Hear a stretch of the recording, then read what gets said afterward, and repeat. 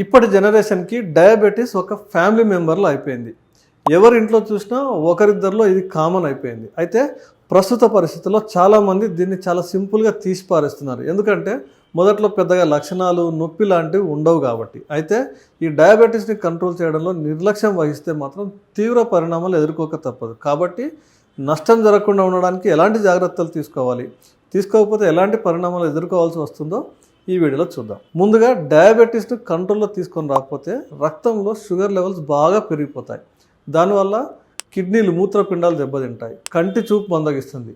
ఒక్కోసారి కంటి చూపు పూర్తిగా కూడా కోల్పోయే ప్రమాదం ఉంటుంది. అదే మూత్రపిండాలు పాడైతే డయాలసిస్ చేయాల్సిన పరిస్థితి కూడా రావచ్చు. అంతేకాదు వీరికి గుండె జబ్బులు, స్కిన్ ఇన్ఫెక్షన్స్ కూడా ఎక్కువ వచ్చే ఛాన్సెస్ ఉంటాయి. కాబట్టి పొరపాటున కూడా డయాబెటీస్ను నిర్లక్ష్యం చేయకూడదు. ఇవన్నీ రాకుండా ఆపాలంటే కొన్ని జాగ్రత్తలు తీసుకుంటే సరిపోతుంది. తక్కువ గ్లైసెమిక్ ఇండెక్స్, ఎక్కువ ఫైబర్ ఉన్న ఆహారం తీసుకోండి. రోజు కనీసం 30 నిమిషాలు నడక లేదా వ్యాయామం చేయండి. డాక్టర్ గారు చెప్పినట్టు మందులు వాడండి. కొంచెం లైఫ్ స్టైల్ చేంజ్ చేసుకొని ఒత్తిడి తగ్గించుకోండి.